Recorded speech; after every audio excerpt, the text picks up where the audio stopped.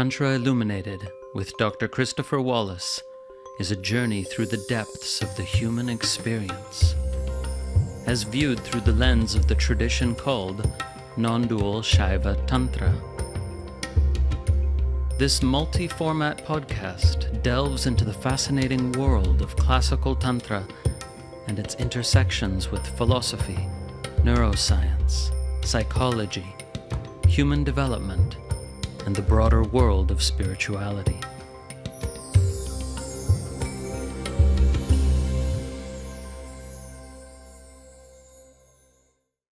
Today's episode is a conversation, and I'm speaking with Dr. Ruben Laukkonen. Ruben completed a PhD on insight experiences at the University of Queensland, Australia, which received a Research Excellence Award. Ruben then spent several years at the Vrije Universiteit of Amsterdam, completing postdoctoral research on the neuroscience of meditation. He is now assistant professor at Southern Cross University, where his research uncovers empirically grounded and experientially authentic models of meditation, insight, and psychedelic states. Using a combination of methods including behavior, neuroimaging, machine learning, and phenomenology, he is investigating some of the rarest states of consciousness available to human beings. Ruben has won multiple awards for both his research and teaching, and his work has been featured widely in popular media. Ruben is a chief investigator on Australia's largest psychedelic clinical trial. Furthermore, he has an eclectic contemplative background, including traditions such as Zen, Advaita, and Theravada. And his interviews have attracted hundreds of thousands of viewers. I am very happy to have had this conversation with Ruben, who I only met recently through a mutual friend, Shamil, who will also appear on the podcast. And I've just been amazed by Ruben's insights, both scientific and spiritual or contemplative.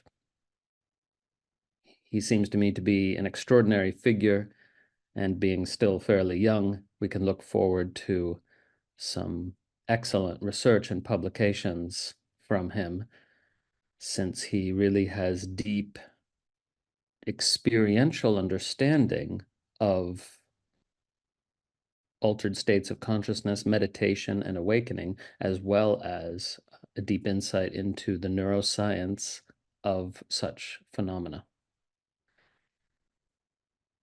This is a great conversation. Hope you enjoy. I'm here with Ruben Laukkonen. Welcome, Ruben. Great to have you on the podcast. Thanks, Christopher. It was great to meet you recently, and I'm really happy to be here. Yeah, I met you through Shamil Chandaria, who will also appear on the podcast, and we had such a great evening, such a great conversation that, some hours flew by without me even noticing. So I'm happy to, just share your voice and your perspective with the listeners. And maybe you could start with how you got interested in what spirituality, non-duality, meditation, consciousness, whatever the entry point was, and where it led you, and what the stages on that journey were that seem significant in retrospect, or that might be helpful to others to talk about. Okay. It's always hard to pick a particular point, but there's one experience that I think got me reflecting on the nature of mind. And this was kind of surprising in the sense that it didn't happen how it usually happens. So I was around 16 at the time, and I grew up in a Christian home in a rough neighborhood, and at some point I had this idea that if we want to understand the truth, or let's say, actually, I was reflecting on the Bible at the time. So I was thinking that if this text, which I was brought up to believe is true,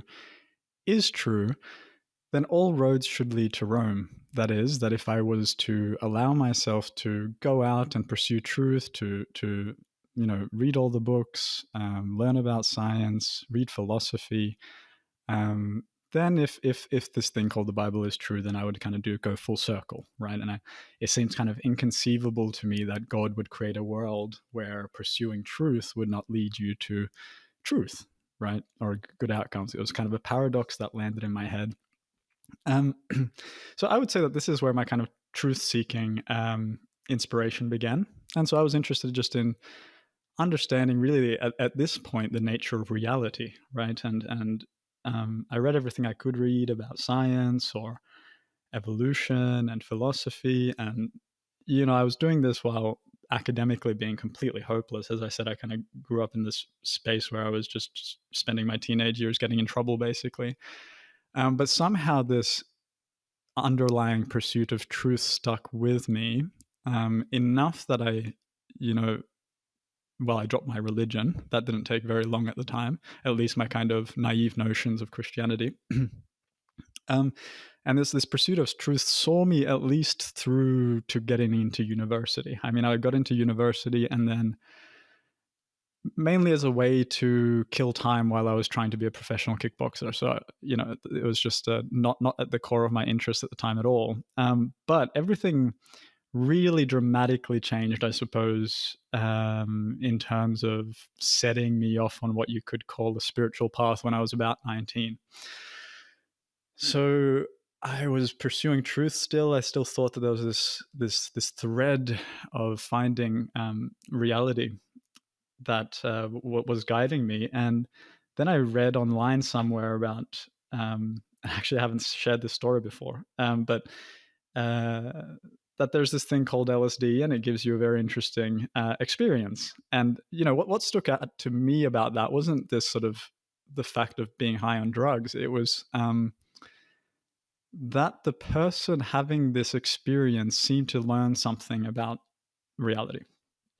So they seemed to experience things in a new way that was helpful to them and was revealing to them. And because of my early commitment to the pursuit of truth, it seemed like I wouldn't be authentic if I didn't try this myself.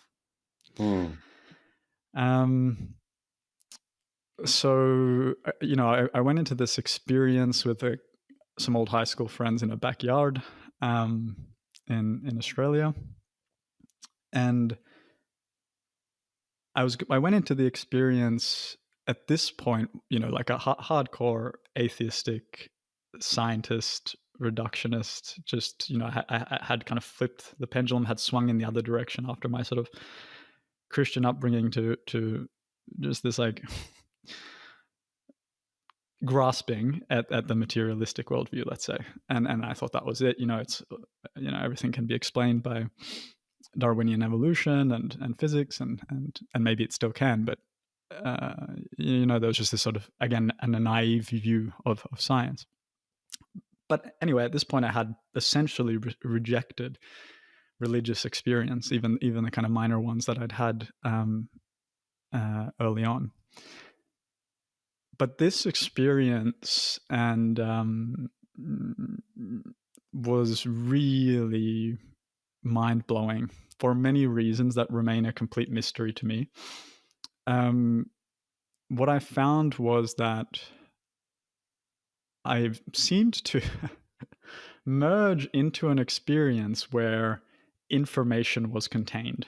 This is, that there's many layers to how this experience unfolded, and I can go into all the details if you want. But the kind of key thing that I think totally blew my mind was that I seemed to be discovering insights about, Buddhism, Taoism, these Eastern traditions, also the Western traditions, but they were familiar, whereas these other traditions weren't familiar to me, and yet I was kind of encountering these insights that were distinctly Eastern in nature, to do with like yin and yangs and trees of life and kind of archetypal symbols of these traditions. And they came not with just the symbols, but a kind of understanding, a kind of insight, a kind of real penetrating into their deeper meaning or something like that. And the kind of experience really culminated in this quintessential mystical experience, right? Complete annihilation into one conscious light that somehow seemed to perceive the nature of reality and know everything, completely indescribable. But that happens to many people. And then upon return from that sort of journey through these, you could say, these higher order states of mind, there seemed to be a kind of download of insights that kind of poured. It was as if like my mind was an open receiver and all of these insights were just pouring in. And as this happened, my whole worldview was just completely restructured. I mean, completely. And again, these insights were distinctly like Buddhist or Eastern in some sense, and contemplative. And so the transformation from that was really enormous. Did you at this point develop the sort of idea that often happens if someone has this sort of experience? I'm enlightened now. That's it. This is enlightenment. Or did you somehow avoid that pitfall? No, I didn't avoid that pitfall at all. I was head first into that misunderstanding. I mean, total kind of reification of that experience. And, all experiences, even the ones that I'm going to be sharing now, are just stories about the past, right? But even then, I totally just grasped onto this. And, this was a immature mind. Even, at the time, I was still just thinking I would be a professional kickboxer for the rest of my life. Like I didn't think I'd end up being researching consciousness and meditation. Didn't seem like a possibility even. But after this experience, I completely latched onto this. I thought I'd had some sort of insight into the nature of reality, and that I knew now, right? Like there was this sense that I hold the keys, and I now have received the download, and we're good to go, kind of thing. And of course, that's definitely was not the case. But what it did spring forth is this pursuit of truth in another way, which was through direct experience. So the revelation was very clear in the sense that there's a certain kind of understanding, wisdom, insight that can only happen through direct experience. And then I was pursuing that wholeheartedly, I suppose, and simultaneously I became so fascinated about the nature of mind because I also had this sort of meta reflection on those experiences and just saw, okay, when I was 16, I had this transformative insight, which completely changed my worldview, and I saw reality from a new lens. And then I had this other experience that also changed my reality and allowed me to see things from a new lens. And I had this meta thing going on of wanting to understand that process itself, which eventually led to a PhD on insight. But another big part of that story is that after 3 years, something like this, after that first psychedelic experience, I had a really dark experience. I had the opposite, right? So I'd had this sort of really heavenly experience, which seemed to me absolutely perfect and just utterly true, perfect, whole, complete, And then I had this other experience, which was the opposite, and the bad was as bad, if not worse, as the good was good. It was like utter chaos. I sometimes describe it as experiencing all the suffering in the world at once, including the chaos and the terror and the so on. Again, a psychedelic experience. And so this is where my practice really got real. Okay, so I had already started a meditation practice at this point. I was going on Vipassana retreats. I had found a Zen teacher and so on. But I think it was really at this time, and I was around 2021, and so the practice really got real because I understood that no state of consciousness could possibly be satisfying. Now, I hadn't understood that at the core level, at the deepest layers of the mind, which is really necessary to kind of become free, but I had understood it directly enough to not be as to less easily fall prey to that illusion of chasing states, of chasing good feelings, or even chasing insight. There's a kind of even conceit in knowing, which we eventually uncover. And so And then, let me go just ahead. pause you there for a moment, just to ask, from that initial psychedelic experience, were there insights that proved durable, let's say 4 years later, or even longer, that proved durable through and past the bad trip, right? Or was it sufficient that the experience showed you that there's a radically different way to perceive reality and a different place to perceive it from, as it were? Like what about it proved durable, when the delusive aspects fell away?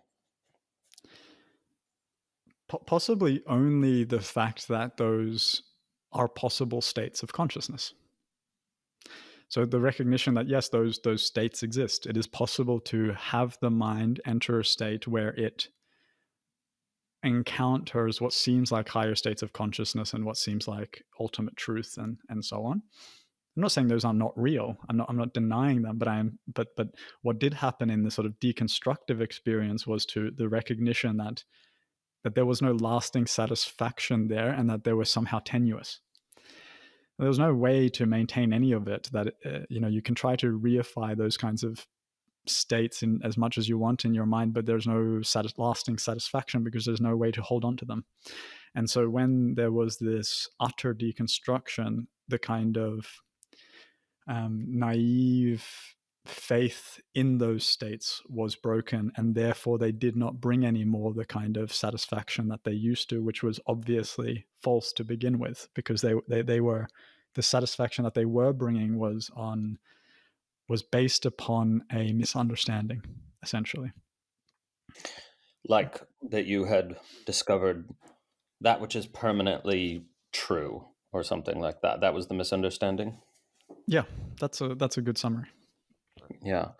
So then after the bad trip, you mentioned Zen. Was Zen your primary methodology for some years, and how did that unfold?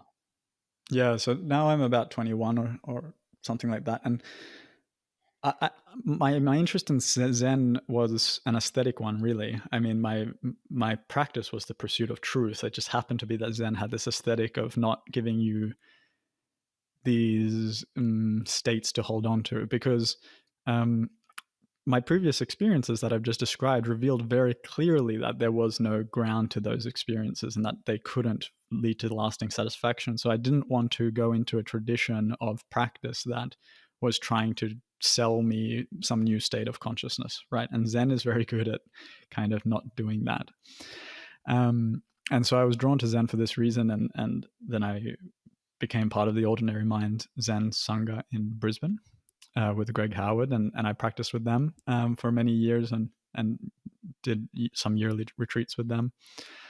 But at the same time, I wasn't ever really married to a tradition, and I had many different teachers, and I was fascinated by Advaita Vedanta and self-inquiry and yoga and Buddhism and later classical Buddhism as well. So really it was just this ongoing pursuit of truth. But now there was this layer of existential suffering that needed to be dealt with in some sense. It was like something that permeated everything in a way that wasn't, depressive, but it was just this recognition now that my understanding of the nature of reality wasn't right, that there is no place that I can find a kind of solution. There's no sort of conceptual insight or state that will satisfy. And so this is when the practice started to get real for me. And it wasn't particularly pleasant, but it was real, and I was there for it. And And did you see that at this point that perhaps all forms of suffering, what we call suffering, are actually rooted in this primary existential suffering, or was that not your view? I think implicitly I understood that. I don't think I had at that point the sort of clear understanding that that was the case, but I understood that there was, you can put it simply that there's still something incomplete or off. It's like if you reflect on the conscious experience, and I think a lot of people who set out on the path is that there's something off, there's a thing to be chased, and there's something to be attained, something to be dealt with, and then we pursue that something through various means, and some of us get lucky, and some of us don't, and there's many pitfalls along the way, and many shiny objects that can lead us astray. Um, but we sense that there's something within the field of experience, our sort of whole field of experience, not even the field of experience within the universe itself, because that universe is somehow, I don't really like this terminology, somehow within our own projection, or it's somehow contained within us, in the sense that we sense that something is wrong with the universe and ourselves, and that needs to be dealt with. And then this a big change then happened maybe 10 years after that. At the time I arrived in Amsterdam, and I felt very clearly at that point that it was time to kind of deal with this thing, deal with this, some tiny, like salt that permeates the ocean, that just tastes a bit off within experience, life, consciousness, being. So I felt myself highly disillusioned with work, with relationships, with society, with spirituality itself. So again, not in a kind of really dark sense, but just in the sense that, okay, this will not bring lasting satisfaction. It's a very just clear sense of like, no, this doesn't work. This does not work. And then I thought, okay, the only thing I can do now is, and I really understood that about all the kind of many breakthroughs that happened during meditation retreats as well, right? There was all these kinds of moments of bliss and breakthroughs and energetic experiences and all kinds of interesting things, but I understood that it wasn't complete. And then I thought, okay, the last thing I can do now is at least give this thing the most total, complete, no holds barred kind of attempt, this meditation thing, right? Like it was just complete commitment to having a shot at dealing with this thing. And so this turned into a few months of very, very intense practice, basically from the moment I woke up till the moment I went to sleep. And it was kind of, a combination of things, of self-inquiry, of shikantaza, of just sitting. And, it had no labels really. It was just going for that truth while using all the tools in my toolbox at that point, to do with sitting and to do with emotions and to do with attention and self-inquiry, and just to go for it. And were you also still working at this time and just trying to maintain awareness through that, or were you just taking time off from everything to do full-time practice?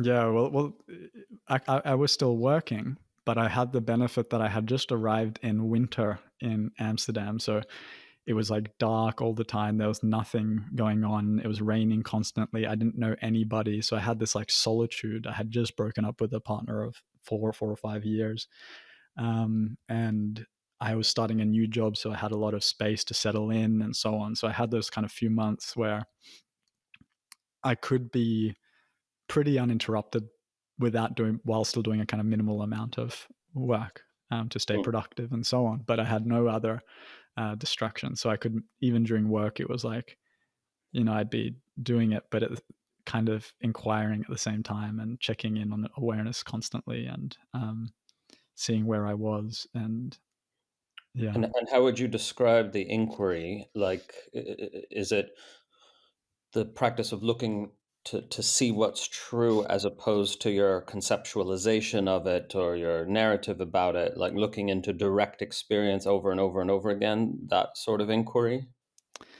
No, it's more like even to the source of that which is trying to pursue the truth.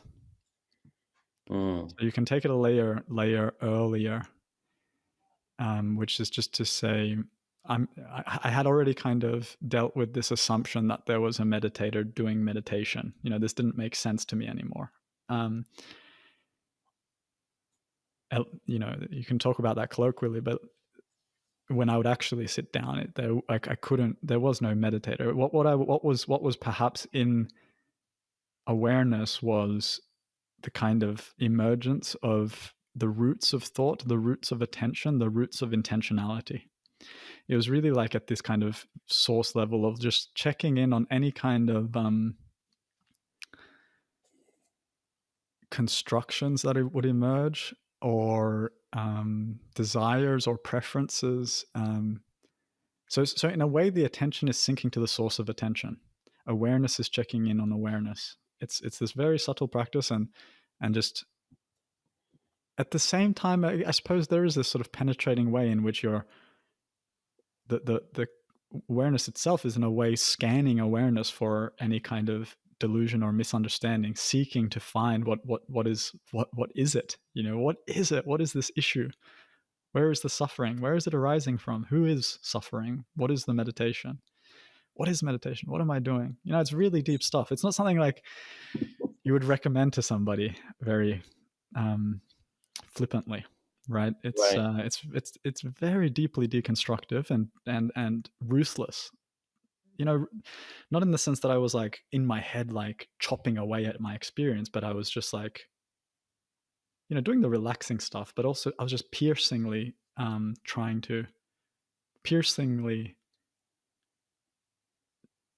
seeing what was happening. And did that include sort of attempting to look to the root of, for example, if intentionality arises or any sort of desire to perceive something, the sort of question, where is that coming from, even if Mm-hmm. there isn't a literal where, but you're still sort of looking to the very root of the arising? Yeah, that's right. And you can flip this as well the other way. Is like like, where is the silence, or what is already here? What doesn't require any effort? Hmm. And is it separate from me? So you can flip it this way as well. So it's kind of just checking in about what is the mind constructing, what is not being constructed, what is really foundational about experience, without me kind of vomiting all over it, so to speak.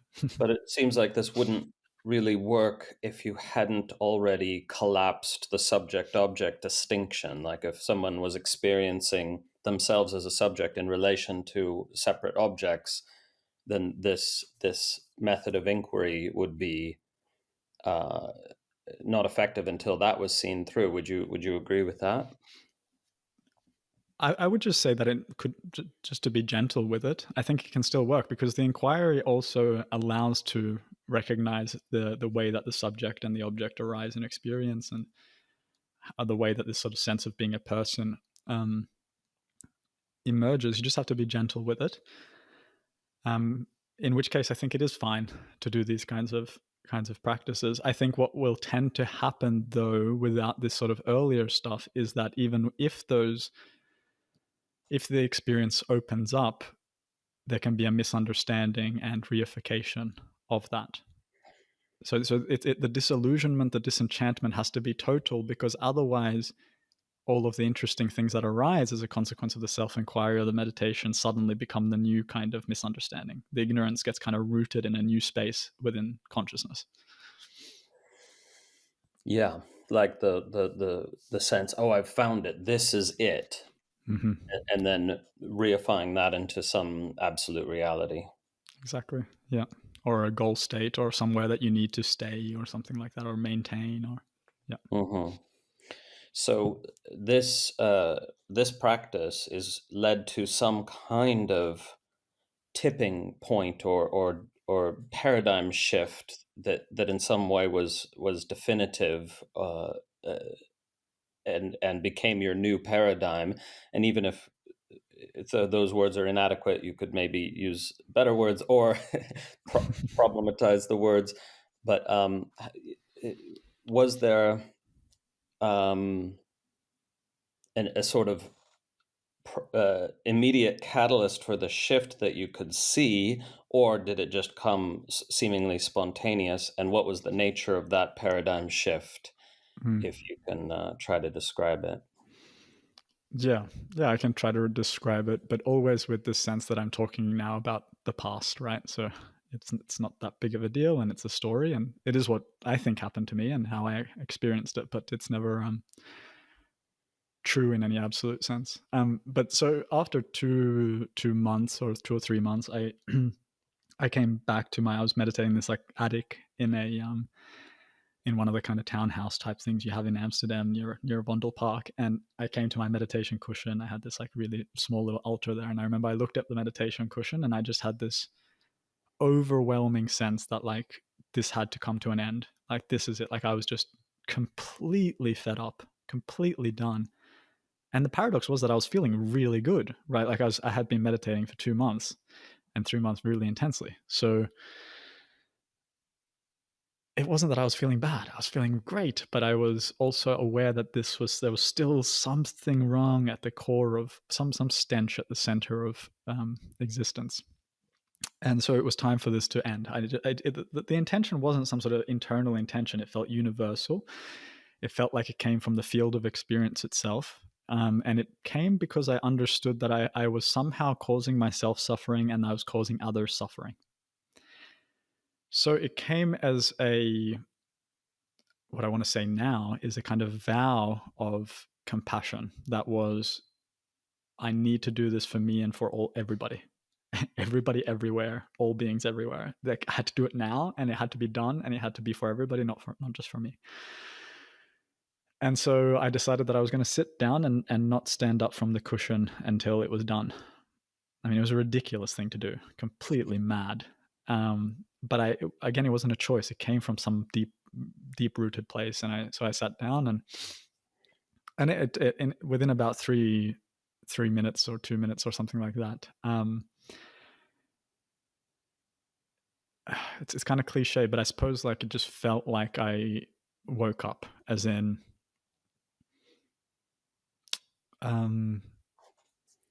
my previous existence had stopped. Like death. Like I mean, it is death. It's but you don't experience the death. You only experience the waking up. So there was just this sort of like, oh. And I looked around the room. I looked at my hands. And I scanned my whole conscious experience. Like I scanned the universe, you could say my universe, right? And I simply could not find a problem with it. I could not find a single ounce of an issue with reality. Like it was just this complete sense of, oh my God, there was nothing ever there. And that the whole path, the whole spiritual journey was a dream. That none of it had been anything, and there never really was any problem. You know, it just wasn't there, and it's not there. You know, if you look, it's just not there. And so somehow this existential misunderstanding, this not, some misunderstanding, graspy not thing in the center of the universe was kind of gone. But with it was also gone my whole past stream of consciousness. Like it was really stepping into a new stream. It's like there was this other thing that existed until that point, and then now I existed in a new stream of consciousness that didn't have any problems. That is, there was no suffering. And then there was just this sense that my real life was beginning. That like that was, the rest of it was just some sort of like, I don't know, character in a movie. It wasn't real. You know what I mean? It just really wasn't a real thing. And now I was sort of in the field of experience, and it was somehow like the real existence was now allowed to get on with getting on. It's kind of ridiculous. But and then you know, there was all sorts of fascinating effects after that. Like lots of meditation became extremely easy. Not even easy. I mean, what is it? I don't even know what that means, but it was just completely effortless in the sense that I just found myself dropping unintentionally into these ridiculously deep states of absorption. Really, I mean, the word Sat, Chit, Ananda feels really true in the sense there was those truth, there was this sense of consciousness or being and bliss, and it was just seemed totally perfect. It seemed like it was done. It seemed like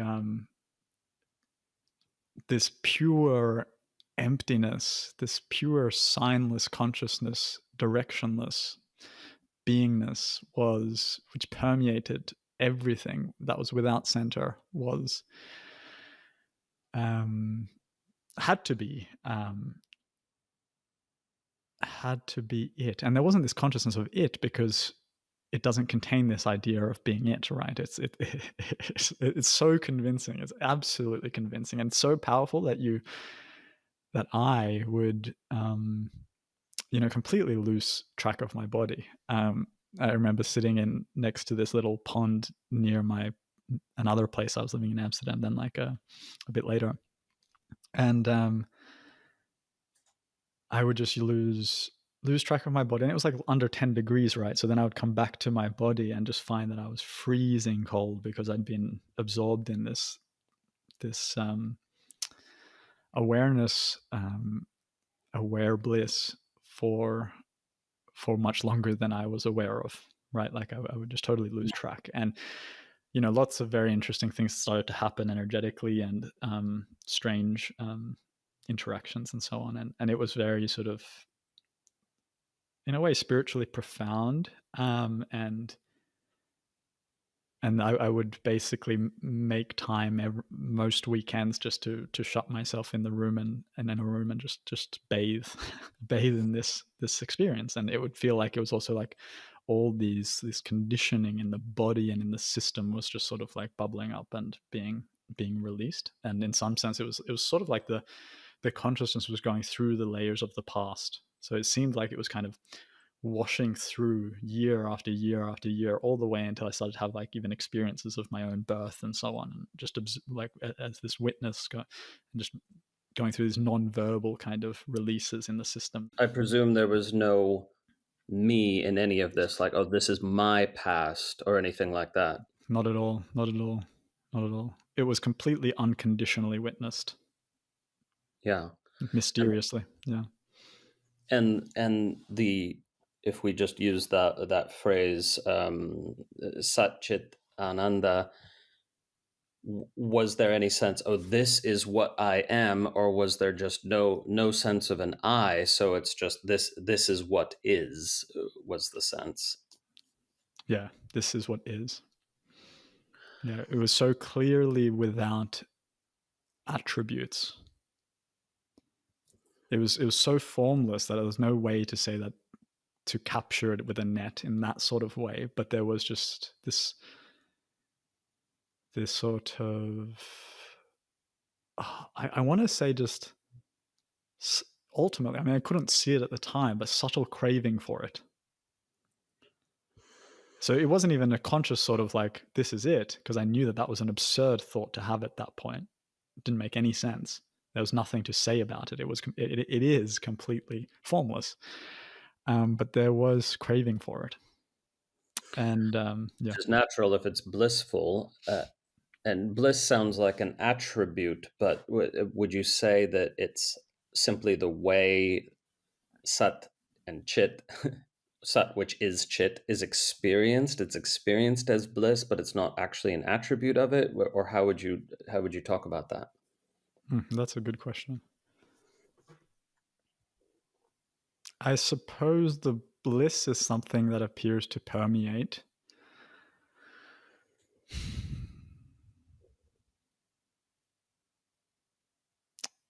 You could even, I mean, this is just so beyond language. You could even say that the bliss is a kind of response to the kind of that total lack of what seems like a total lack of suffering. It's like the you could even say that it's some sort of very basic somatosensory celebration of the absence of struggle and the absence of clinging and the absence of selfing. And so then the system is just sort of like in awe and celebration of its own magnificence, something like that.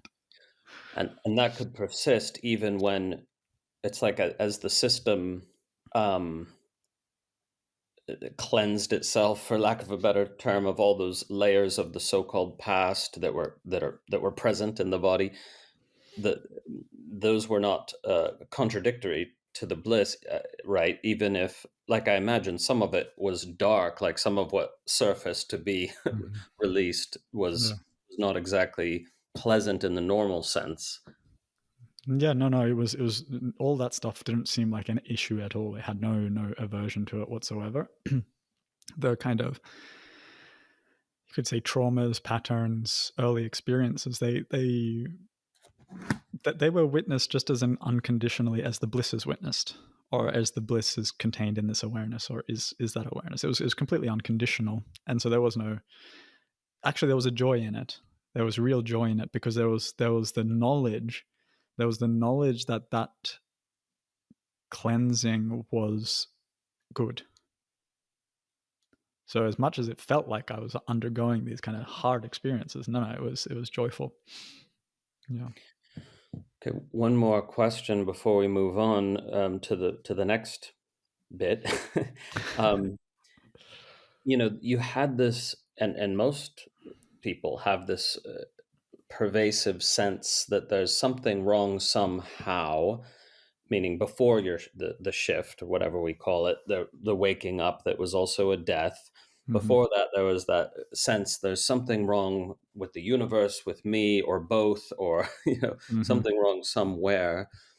Now, was what was revealed with regard to that, like when you look back and say, oh, what was that sense that there was something wrong? Like, is it based in the illusion of having a self, a separate self, or is the only thing wrong the perception that there's something wrong, and yet there it is? Or how else would you talk about that? Yeah, many traditions have tried to pin that down to something, right? um, Classically in Buddhism, it's like anicca, anatta, and dukkha, and not the sense of the self is also has something to do with it, but I think it's more fundamental. I feel it's completely non-conceptual. I think it's some misunderstanding that pervades the software. I'm tempted here. If I really want to understand, say something about the mechanics, my feeling is that it's a new software. It's literally resetting the computer and updating the system. Not literally, sorry, metaphorically. It's something like that, And so there is not. It's not one thing that you can point to. It's universal, and so in that sense, that sense that we have that there is something wrong is a useful cue, because it's not one thing. There is no one thing that you can point to that is the problem. There's just some sort of overarching change throughout the field of consciousness that allows it now to self-liberate, to let go of some existential neurosis. I do have a hunch that there's something. I say existential just to say that it's axiomatic. It's somewhere at the kind of deep layers of the system, which we don't have access to. I think they're kind of even primitive to the emergence of our experience. They're kind of the things that give rise to our experience. Yeah. Yeah. So let me try to precise what you're saying, and see if you confirm it. It's as if, on the one hand, the sense that there's something wrong in existence or in experience is true, because there's this possibility of, whether we call it liberation or waking up or the software reset, there's this possibility and it's not happened yet, and that Mm. is somehow intuitively sensed as, oh, there's something wrong here. Yeah. And Yeah. yet, on the other hand, we could say that the only thing that's actually wrong is the perception that there's something wrong. Is that enough to capture what we can capture about that, or would you Yeah. add more? That's right. It's a paradox. It's a paradox because afterward you look back and you realize that it was a dream, that it was just a misunderstanding. Again, misunderstanding in some really, really deep, permeating way. And so it wasn't true. It didn't exist. The journey was a dream. And yet the dreamer had to have some sort of cue that they were in the dream. And that cue that they were in the dream is this sense of wrongness, that something is not quite right. So, Beautifully said there. Yeah. So then the people would imagine hearing this, right? That, oh, bathing in unbounded or seemingly endless Sat Chit Ananda, where the three terms, of course, are not referring to three different qualities, but just the three ways yeah. of pointing towards this seemingly fundamental experience. Somebody would think, oh, that's it, so there he Mm. is, enlightened, and there's nothing else. But your process, if we call it that, was not in fact done at this point. No, no, definitely not. But this was super important, but not complete. And the incompleteness, again, I will say I don't know if it's ever complete. I think this unfolding goes on. But certainly that wasn't complete in the sense that there was a very, very, very subtle craving to maintain that state, to maintain the Satchitananda, the non-dual love, awareness, bliss, consciousness. And therefore, there was a subtle rejection of form.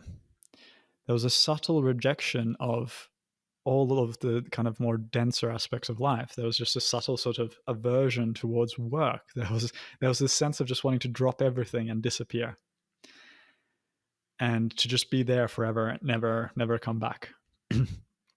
So you can see that contains some subtle craving, that contains a subtle aversion towards life, because life is not that. Life is messy, life is emotional, life is relational, life is intersubjective. There's no there's yeah, life has all the facets. So the image that comes to mind is this sort of like complete mandala, sometimes that you see in Vajrayana style paintings, where you see everything from heaven to hell, and all of the crazy things that life contains are there, all the forms, and just living our ordinary life, actually, to like really ordinary life. Like, I mean, just so there was some basic just rejection of this ordinariness. Yeah. And let me just mention here that this, what you're saying, totally corresponds to tantric teachings in the radically non-dual forms of tantra, that say that Satchidananda state, it's not really a state, but that is that is a kind of transcendentalism, or it lends itself actually to a kind of transcendentalism, which is a subtle rejection of form, and that there needs to be, as it were, this coming full circle, fully back into form, although it's of course perceived in a radically different way. And it's really significant that amongst the spiritual traditions, tantra, whether in Vajrayana form or Shaivism, has this teaching which Yeah. so many traditions seem to lack. Yeah. And you know what really helped me at this point is that I met um, a Theravada Buddhist teacher, which was really surprising for me because I was kind of really anti-models, right? I was really off these things. And then I met them, and they're just like, "Oh, that's cool. You probably had a stream entry. Don't worry about it. Check if you've still got these issues."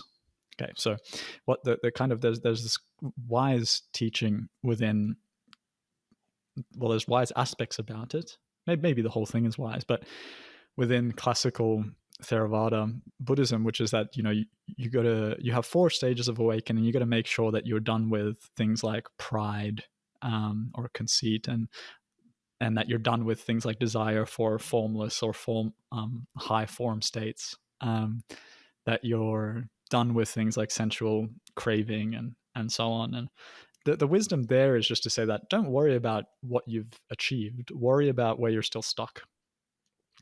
Right.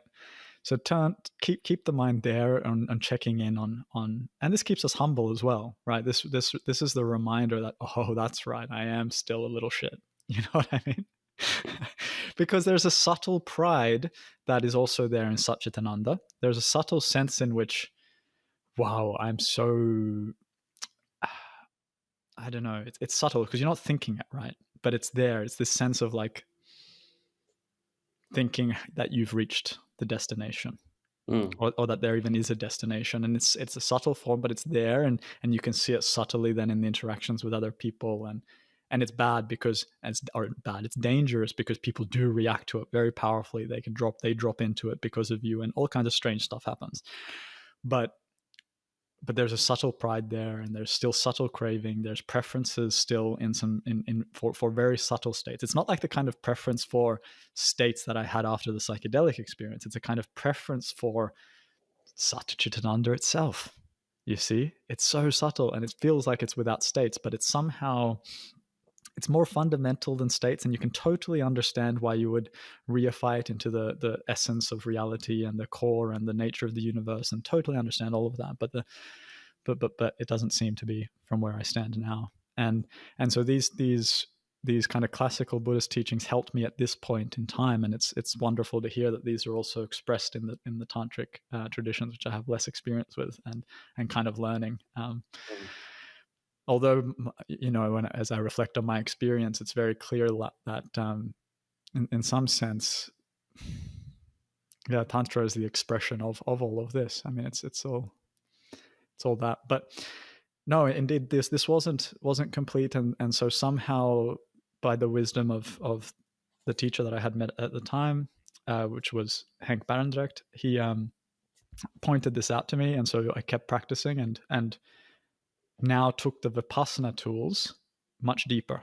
And what I mean by Vipassana, I just mean to really recognize that all phenomena have these 3 characteristics.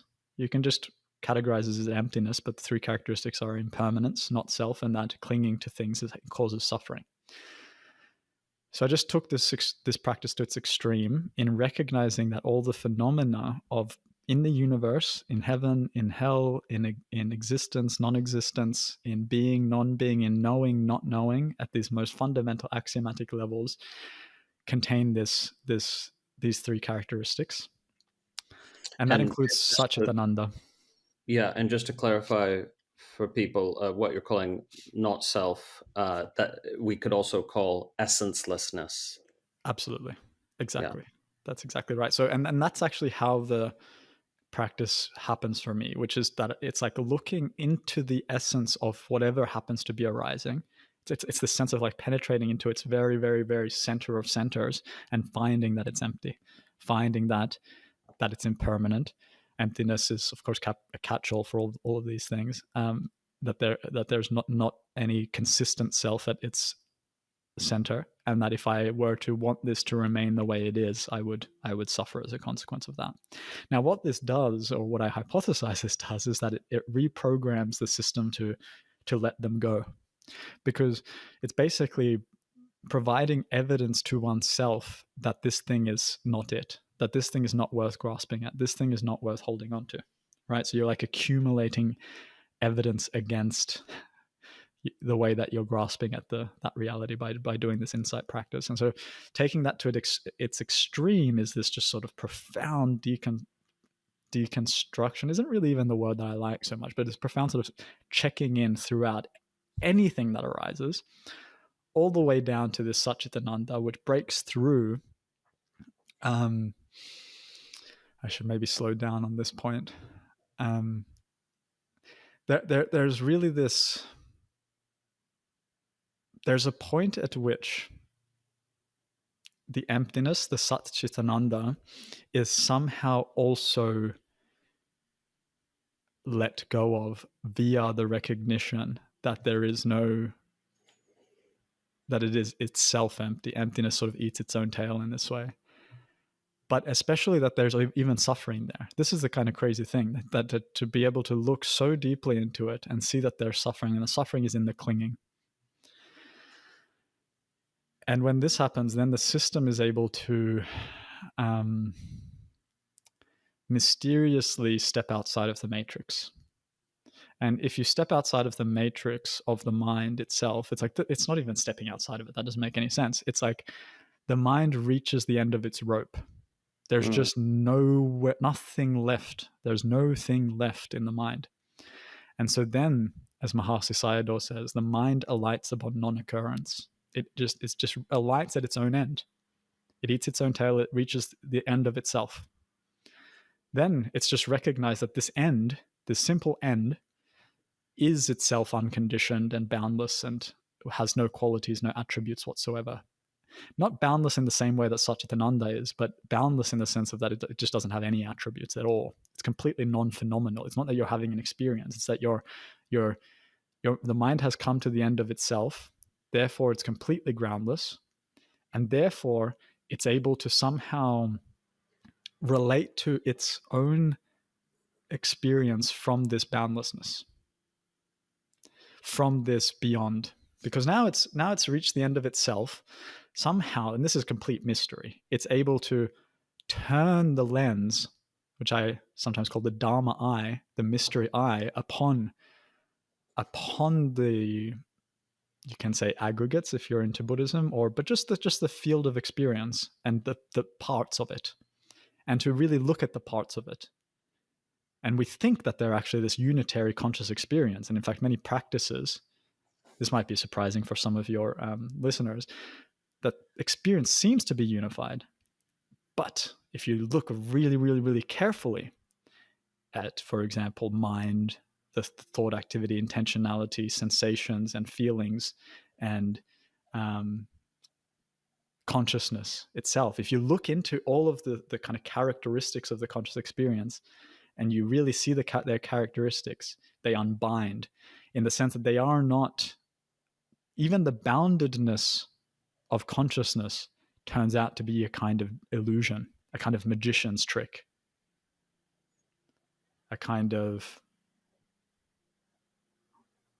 illusion. Okay, wait, these are deep waters, as it were. A couple of things. When you turn the Dharma eye and look at the whole field of experience, it's like the metaphor that's being used implies almost that you're somehow outside of experience, and now you've got the clear perspective because you're outside of it, but there's no you that is separate or outside. And it is that just, are we just screwed because of words in trying to express this, or is there some way to talk about like what's happening when experience gets this clear view of itself, as it were? So it might help if I just keep going with that. So then there's this recognition that the forms that create the experience are themselves not can cause suffering, are empty, they unbind. And then their system recognizes that there's no desire for them. There's just this recognition there's no longer any craving for existence. Some fundamental, just that basic craving for existence, which is the whole thing, the whole mandala, heaven to hell, and everything in between. Somehow the system recognizes that there's no longer any craving for existence. And so what happens next? Well, existence. So it is a mystery how the system is able to observe this about itself. It's a mystery we're working on right now scientifically with Shamil. Um, but it happens, and then somehow all of that, then there's just existence, and it's very ordinary, actually. And then there's just the form and the formless just seem like parts of life, but they have no preference. There's no kind of priority. But the delightful irony, right, is that it's through a complete cessation of the craving for any version of existence that existence becomes sort of free to be itself, as it were. Yeah, yeah. I mean, that's funny, right? That's like, It's all very funny. It's all very funny. At the end, you say these kinds of things. The only thing you can say is, I have no idea what's going on. I have no idea what's going on. And I can say that this is like this. This is what happened to me, and it's fascinating. It's kind of a fun story to tell in some context, but it's, it is a mystery. It is truly a mystery. And I still love science for this reason, because it gets us, well, that just happens to be my expression within the mystery at this point in time. And, but that's it. And I guess that the main quality of this last part of the experience is that it's liberating. And that's the difference, that there's this just sense of groundless liberation, or I don't want to make a big deal out of it, but it's just the sense that there's not the system doesn't prioritize something else. It just gets on with life, and life continues to be what it is. It's just messy and silly, and you're not perfect, not at all perfect, but it's awesome, and it's like so worth doing this thing, because then you can get on with life. And then life can be cool, and you can struggle with life, and you can do all the kind of normal things, but there's this underlying confusion that makes life like a drag is removed. yeah. So is it right to say that the absence of craving has been continuous from that time, as well as the absence of what most people would call suffering, or is that not right somehow? Yeah, I don't think of myself as so meeting any kind of enlightened ideal like that. I prefer, at least, I prefer to say that there's some core root of suffering and misunderstanding and craving has been pulled out. Okay, let me say something else. So recently I wrote that to be without desire and grasping is holy. To be without grasping and desire is freedom. So at a relative level, the body, the mind, the emotions, they're all having a really normal experience like everybody else. Difficult emotions happen. Difficult work is annoying sometimes. But like somehow there's the freedom to have all of that, which is great. Right? And so I think when people say that none of those things happen for them, I think there's a subtle dissociation there, because the real freedom is to have all of that, and to be okay with it. Absolutely, yeah. And I was trying to point to a more meta dimension, in terms of like, all the emotions can be there, including the emotions that people would think you wouldn't have after undergoing Yeah. all of this. But it's about the sort of craving that was the stink of existence Yeah. before, right? The Yeah. sort of craving that might express as, if only this weren't happening, if only this were Yeah. different. But it's much more subtle than anything that could be, expressed as a thought or a statement like that, right? Yeah.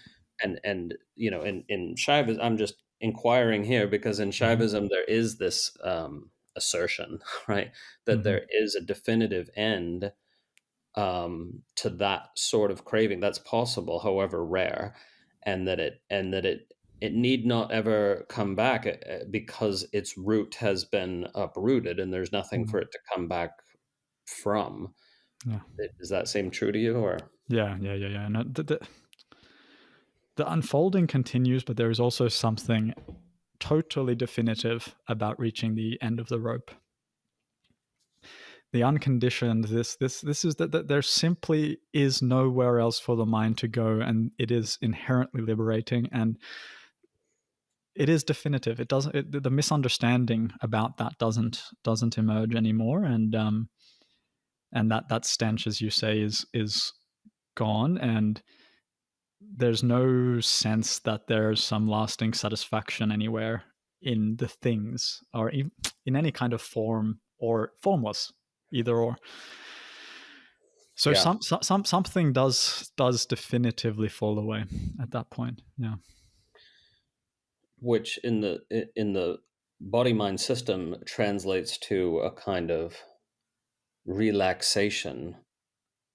Mm. It seems to me, right? It's kind of, because if there's nothing to grasp and there's no form or formless state in which to find permanent satisfaction, then Yeah. it's like that tension of trying to get that, grasp that, is gone. Yeah. Yeah. That's right. And that's why it's not like a physical relaxation necessarily. I think that's kind of a nice byproduct sometimes, but it's like a relaxation within consciousness itself. It's like this sort of okayness at the heart of everything, um, and it really does stick.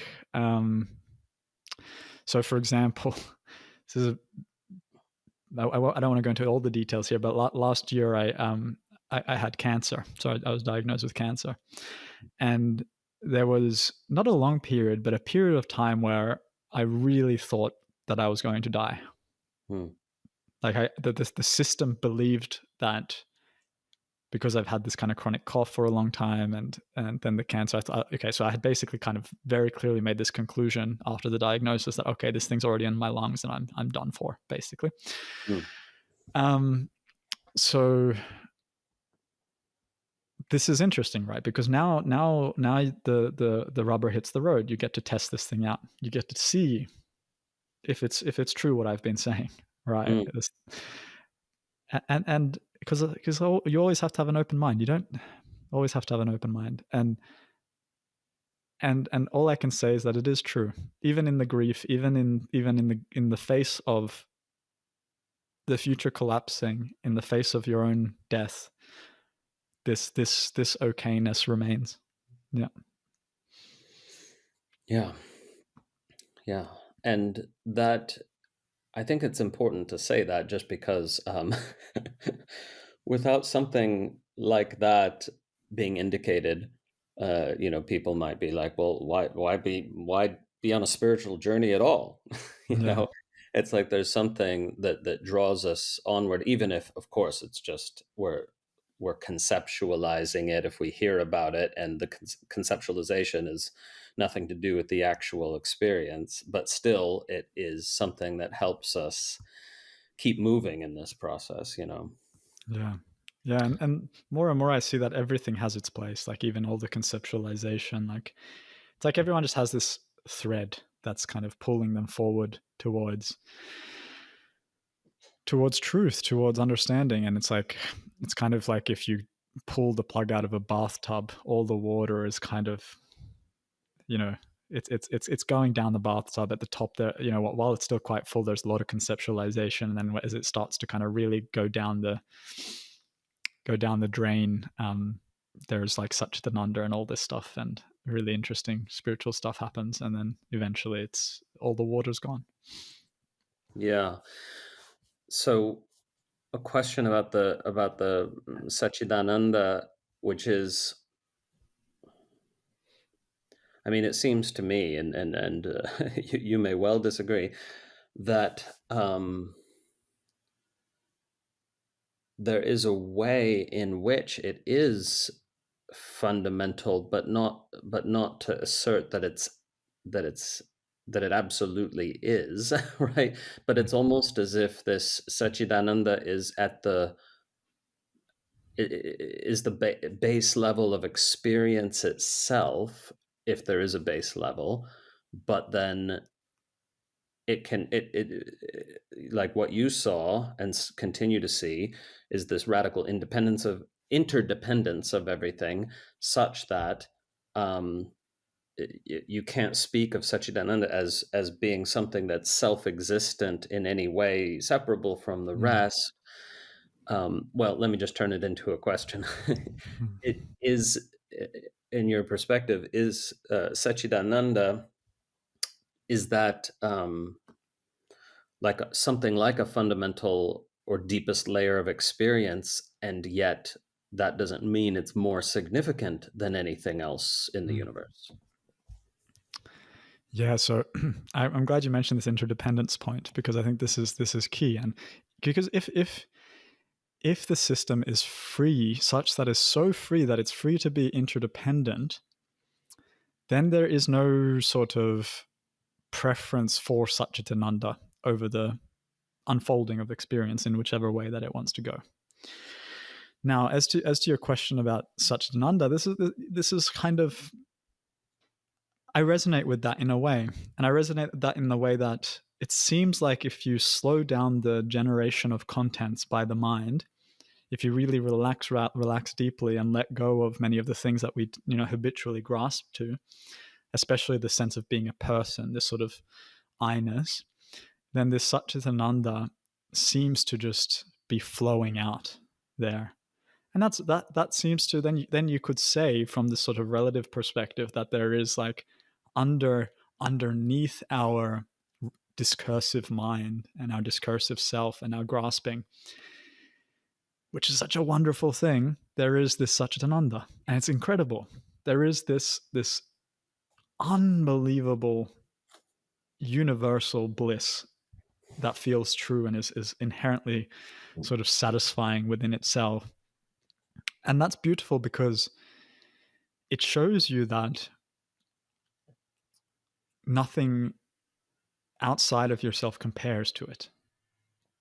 So it's an important stepping stone in that way, because it allows you to let go of other kinds of grasping. And then you have to do the really mad thing, which is let go of grasping to what seems like perfection.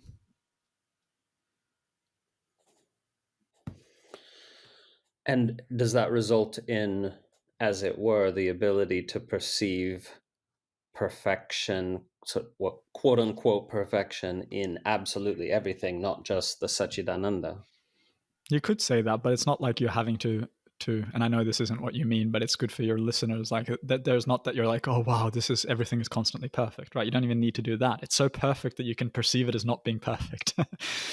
It's so perfect that you can recognize that this world has horrific suffering in it, and we need to do something about it. It's so perfect that you can realize that you're so limited in your capacity to even do anything about it, that you just have to get on with your own life and do what you do every day. It's it's all inclusive in this sense. Yeah, but would you say that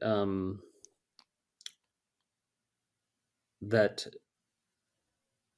with the total cessation of grasping, anything, like a being suffering and dying, you can't you can't say that that's less perfect than Satchidananda, right? You can't make that assertion. Or No, what would you say? I don't know. I think it's so perfect that I can make that assertion. I think it's so perfect that I can say, absolutely, we need to stop that suffering, and we need to get people having Satchitananda, you see. So no, I don't, at least I don't feel like saying that sort of thing. I think that's what we ought to do. I think that's the natural thing to do, and I think that's how this thing expresses, and any kind of, it's all perfect, even the most horrific things that I don't even want to describe. I mean, I think even that is still a kind of dissociation or something like that. Yeah, no, I totally agree, that it's the natural thing. It is deeply the natural thing to say, can we bring more suffering to an end? Mm, Can we decrease it in every possible way? Like, that's a natural impulse that arises within being, for us at least, as human beings, right? yeah, um, and it's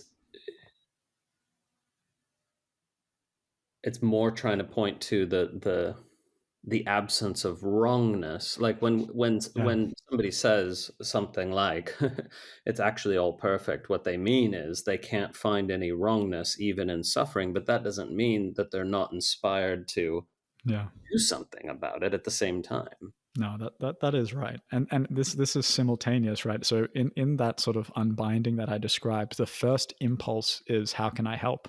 It's this sort of like what can I do? Um, and in that that how can I help is the knowing that it's all okay. Yeah.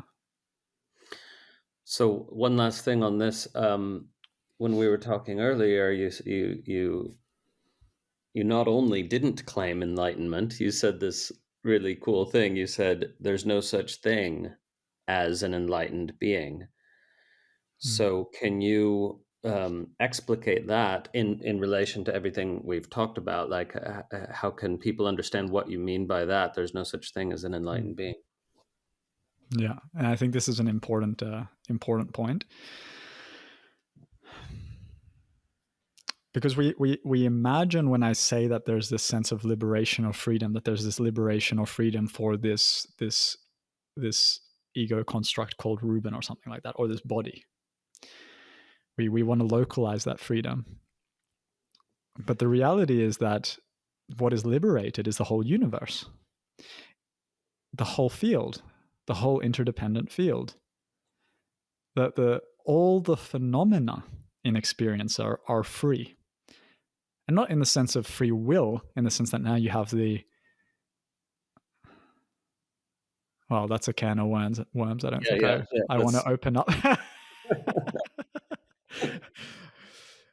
But that is to say that it's not this thing that you're talking to right now or that you're hearing speak that is free.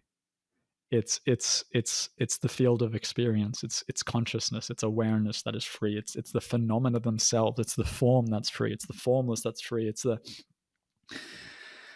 all the realms of existence that are free.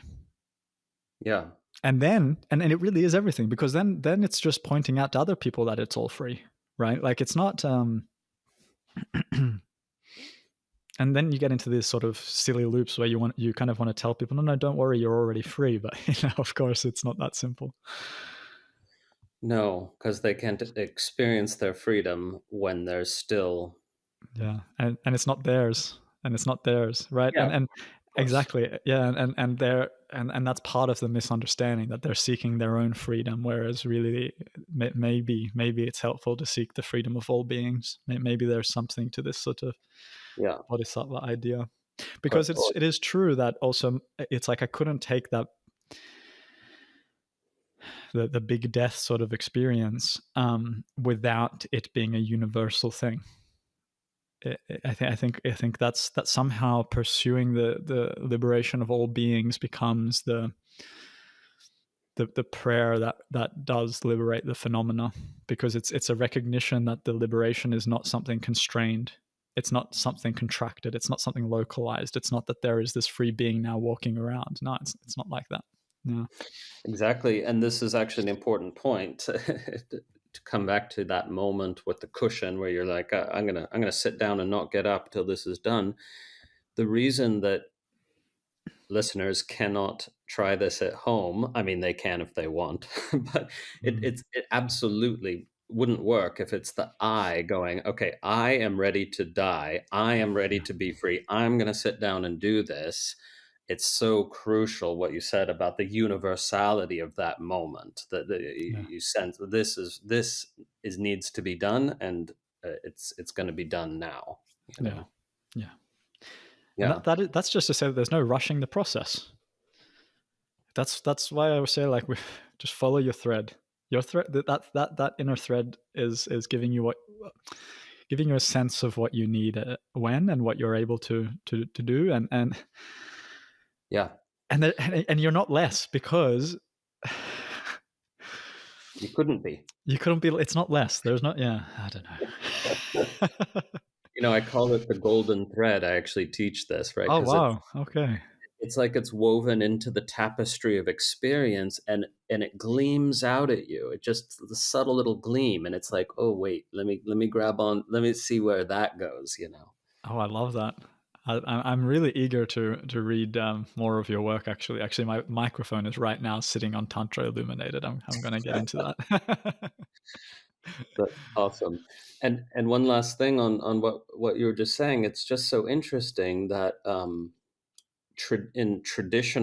in records of traditional dialogues or Q&As or whatever from the sort of pre-modern period, one of the questions that you see get asked by seekers that nobody seems to ask today is, wait a second, if we are all one and I get enlightened, how come everyone doesn't get enlightened? And that's such a smart question to ask, and the fact that people don't ask it sometimes makes me worry that they're just really not understanding the teaching, because it's a very reasonable question to ask.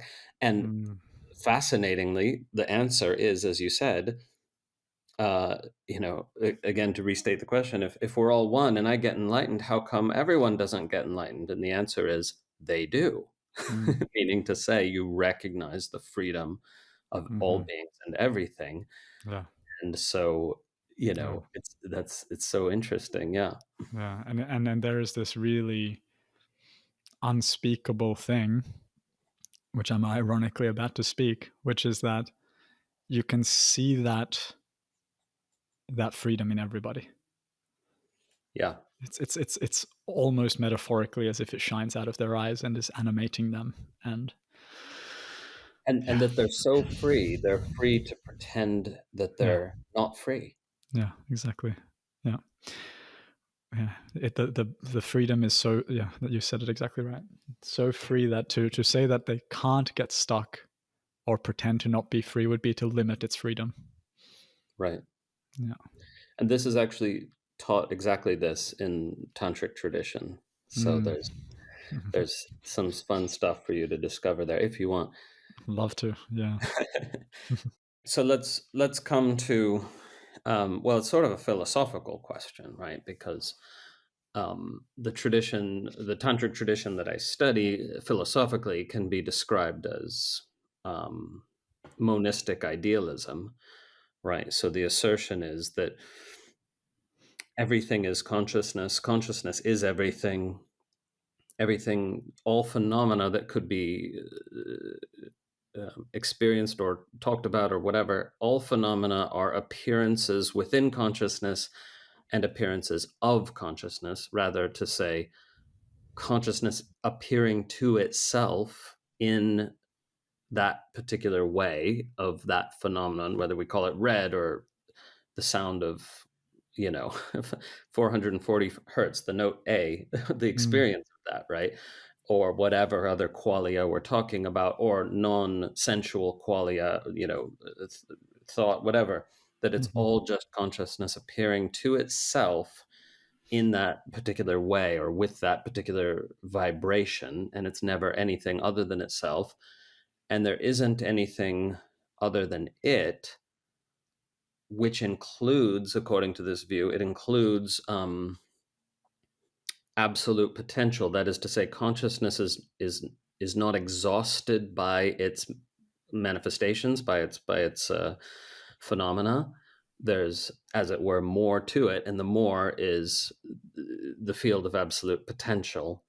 Um, so, also known as the void, the Mahashunya, the great unfathomable void. Uh, which is again a way of saying consciousness is not exhausted by its phenomena. So, what do you see as the limitations of that view? Um, just apart from the fact that any view can be reified to an extent that it's no longer of service to the practitioner because they've attached to it as a dogma, etc. But what sort of, in whether from a scientific or spiritual point of view, Mm. where's your disagreement with that view, if there is one? Yeah. I think from my point of view, or the point of view of the deepest sort of unfoldings, all metaphysical claims become absurd. And there's a way in which people can use consciousness and awareness that maybe I would agree with in talking about it as some sort of reality. But there's a real sense in which existence is substrate independent. And casting a net over this unfathomable existence, such as it's all consciousness, seems to me again a limitation. Because any metaphysical proposition is a net that that limits the boundlessness of this, and it creates subtle dualities. It creates a subtle duality with the view that opposes that view, whatever it might be. And this is sticky.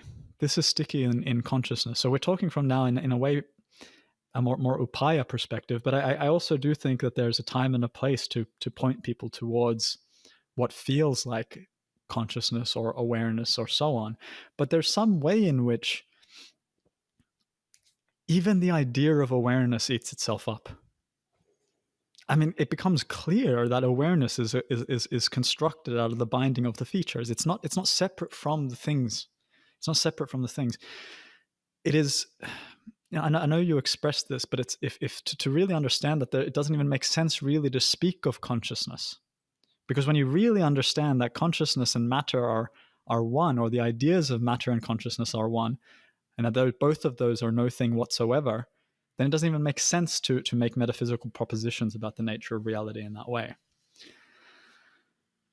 So, Well, the proposition can also come in the form, as it does with, say, Bernardo Kastrup, who's been on the podcast, that it makes no sense to assert something like an objective, observer independent universe, that it makes no sense to to say there's something outside of experience which is not experienced, which makes experience possible, calling that an objective universe, prior to consciousness and independent of consciousness. And we could, if we say it's matter, it doesn't matter what we call it, right? Because it's more about the assertion that there's this consciousness independent, observer independent, so-called objective reality that the tantric tradition denies, just like Bernardo does. And maybe there's nothing really at stake. Maybe it's just philosophy. Maybe philosophers they have to justify their existence, so they argue about such things, one might say. Or do you think there is something at stake with these different perspectives? There's a sense within me that wants to liberate stickiness. And any kind of idealism or metaphysical sort of proposition has a certain stickiness to it. And so what I talk about and what I have been talking about is not another metaphysical position, but just relaxing that metaphysical position, because it's a kind of drag in the system. It's a kind of it's ultimately just a concept. This is it, right? So how can we really respect the majesty of life is to not throw a concept over it. I think that's how we can really respect it. And that's how we can surrender ourselves to that interdependence, which is truly unnameable. truly unnameable. So I think in terms of this metaphysical stuff, that's probably all I would say. But what I would add to it is that doesn't like prevent you doing science, obviously. Like that doesn't prevent you trying to come up with a theory of consciousness or try to build artificial intelligence. And, all of these are expressions of that freedom. But it's similar to this way, like that we've been discussing, the way that like all kinds of emotions are still welcome, and you can have grief and you can have what looks like suffering, but this sort of base level stench is removed. Yeah. It's a similar kind of idea at the metaphysical level. You can still do the science and do the models and make predictions and do cool stuff, but the metaphysical claim is held very lightly because it's known, it's experienced, it's so obvious that a scissor can't cut itself, that any kind of concept is limiting, and therefore can never be taken to be to be an absolute. It's sort of similar to this free will kind of determinism debate, which I knew I said I would ignore, but like just as an analogy, it's like, do you really think reality cares about your very human concepts of free will and determinism? You know what I mean? These are such like silly abstractions from the perspective of this mystery. I mean, maybe it's an oversimplification, but we could just say everything that we can observe in time, like temporally, right, such as cause and effect, blah, blah, blah, it's all freely determined. Sure. Yeah. I mean, you can. I mean, somehow there's this feeling of paradox at the heart of things, but that paradox doesn't feel conflicting. It feels good. Yeah. Yeah. Yeah. Yeah. As one non-dual teacher says, the ultimate paradox is that there is no paradox. That's good. But let me just ask you one more thing then, because given that there's no point or benefit to clinging to any concept, no matter how accurate, no matter how encompassing, can we not say that unbounded freedom is fundamental to what is? Or why would you hesitate to make that assertion, as long as you're giving the caveat that grasping the concept of that will not avail? Even simpler, I would just say it is free. Yeah, if that feels true. I mean, it does feel true. But that's it's kind of nonsensical. I mean, it's kind of like not saying anything. So if I was going to kind of say something, I'd say that it is free. It is free. Yeah, like in the Indian way of thinking about these things, the pre-modern Indian way of they would say, and of course you could say, well, I don't accept this characterization, but they would say, you are an adherent of the Theravada, the view that freedom is what's most fundamentally true and most salient about existence. And of course, it's the case that anything that gets reified into a concept to grasp is another source of suffering. But it's like it seems to me if we had to pin you down as having a view, that would be it. Yeah, I'm happy for you to pin me down on that, and then for me not to ever repeat that again. Yeah. Yeah. Perfect. Yeah. Because you're free to not hold the view that you hold the view of freedom. Exactly. Yeah. Oh, so my sense is that maybe we should have another conversation where we get into the work that you and Shamil are doing, because it's a whole nother thing, and it needs plenty of time as well. Yeah. So what Let's if do that. what if I just ask you, for those listeners who resonate with what you've said, Mm, for whom it's like, oh, this is like a truer way to talk about all of this.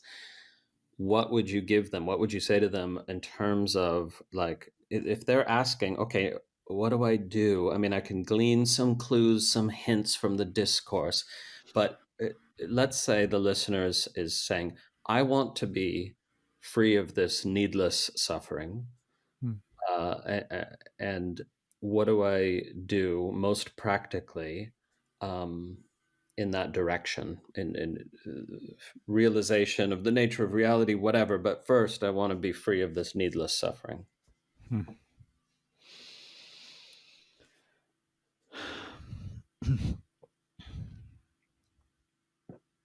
There's just a sense of like encouragement, I think, a sense of like it's all okay. That you know that thread, that golden thread is there for you, and when you read something, when you hear someone, and it feels really true, you can trust that. You don't need to fear. And when the time comes, don't draw any conclusions. Don't make conclusions about your experience at any point in time. I think that can. I'm not saying that it will speed things up, but it will help prevent some drama. I would Mm. say not to make any conclusions about experience, and not to reject ordinary life at any point where there's this sense of like ordinary life is bad, or you need to disconnect from everything, society. I mean, those things can't. Those moments come, and it's actually okay as long as it's not a kind of hold any sense that something is bad or wrong very lightly. Yeah. There will come periods where we want to kind of really go for it, and we want to practice intensely, and all of that is part of it. But that's not because that's better than what everybody else is doing, and as if it's somehow like more profound and special than the person who's just going about their day, raising a family or doing work or something like that. Yeah. Yeah. But in fact, in my community, it's rather more often the opposite, meaning to say people who are very much enmeshed in everyday Mm. life Yeah. Yeah. and who love many things about it, but also pay a price for the enmeshment in terms of like the things that there are things that seem to cause just unremitting suffering in their relationships, in their life, and things not going the way they want, or in the parent or whoever that's incredibly difficult, or the child who's incredibly difficult. And it's like if people are more in that dimension rather than attaching to transcendence. Mm. What do you say in terms of like what sort of practice can point the way, if any, Mm. to um, being in life and yet not bound up in the suffering of like, oh, if only it could be another way. Yeah. Um, I don't think there's this need to become like a hardcore meditator yogi person, right? Like I don't think this is necessary. I think like, and there's many examples of this throughout history and even in modern society. I think of people who have just lived in their ordinary lives and just been extremely authentic. I think authenticity and sincerity is way more important than technique. Mm, Way more important. Way more important than tradition and all of this stuff. If you're just real with yourself and real with everybody else, this is like the base of practice, I think. Now the second thing I would add to that is that like a gentle self-inquiry is really beautiful practice. that can kind of permeate daily life. I mean, that's how it was for me. And um, there's many great teachers of this self-inquiry, and sometimes they're in these self-inquiry traditions, non-dual traditions, you can get the reification of awareness and non-dual awareness, and a lot of that is there. So that's the kind of pitfall to be conscious of. But self-inquiry, this sort of just like checking in on what's going on, who am I, like what's actually happening here, what kind of program am I running in my brain right now, like what am I telling myself about what ought to be, what's really wrong with this moment as it is, where really is this problem that I seem to be running away from, or this desire that I'm running towards. Again, nothing wrong with desire, but just being just gently throughout your day checking in on what's really true. You know, this is one thing, but then there's also something really powerful about feeling the presence of teachers or those who already are in that sort of informational state of freedom. So that can be like, even, you know, sometimes good books, right? Or good teachers like yourself. And you know, I think this is crucial, because you do your own thing, but then you also need to feel that sort of presence, because that really helps, and can kind of at least, because the downside of self-inquiry is this sort of discursive thinking, and it can get very intense, and things can get really heady. But allowing that self-inquiry to really be heart-centered, I think that kind of helps with that, because and anyway, the self-inquiry sinks into the heart eventually, into like this sort of spiritual heart, this sort of like heart of the heart, as I call it, because that's kind of where attention, thoughts, and intentions all kind of emerge, and we need to follow that thread of inquiry deeper and deeper, and never draw conclusions. The inquiry isn't to reach a destination, it's just to see where you're stuck. Yeah. Exactly. Beautifully said. Because when we say inquiry, people think it means something like figuring things out. Mm. And it's more like feeling into what is, Yeah. more and more and more and more. It's beautiful what you're saying too, because again, these are things in the tantric tradition, like the heart of the heart, the Oh, heart. really? Yeah, also the core of the heart, or the cave of the heart. It's the idea that much deeper than the sort of energetic emotional heart Yeah. is, you know. And then the again, another paradox, when you penetrate to the heart of the heart, you discover Yeah. it's everywhere. Yes. Yeah. How wonderful. It is. I'm constantly just bewildered by how the mind, when it sees these things, and then you see that others have seen it and understood it the same way thousands of years ago. It's just bewildering and magnificent, and kind of, it's cool. Yeah. Yeah, there's a delight, there's a Yeah. natural delight there. Yeah. Yeah. Totally. Well, what a wonderful conversation. Thank you so much. And we will have a not a part two, a different conversation, right? Yeah. About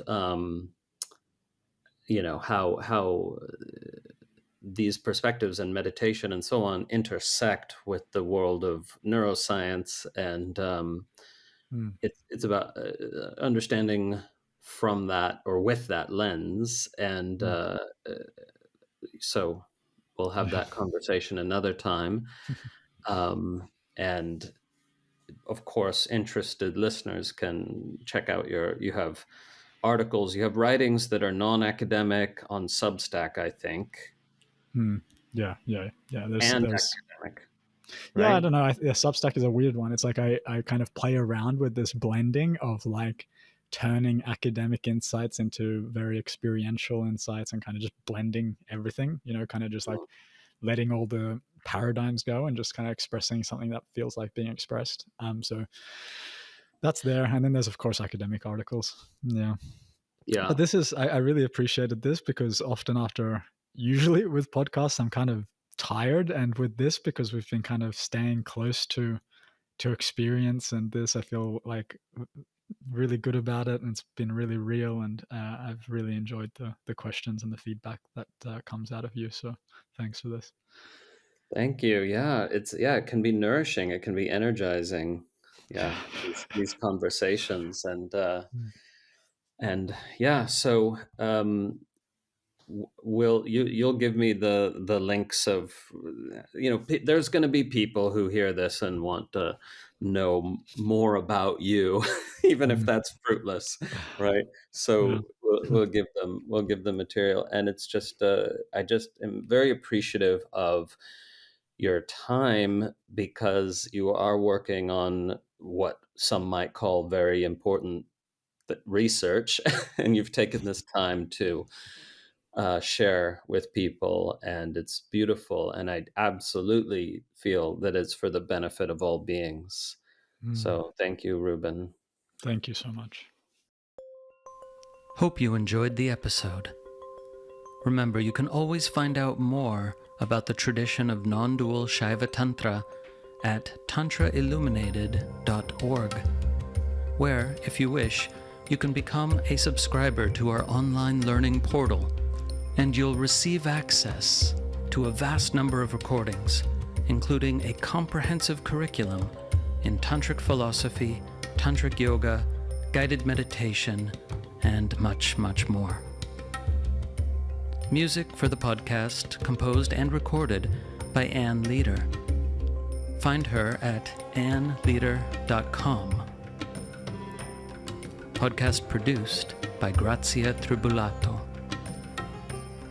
New episodes drop every week, and may all beings benefit.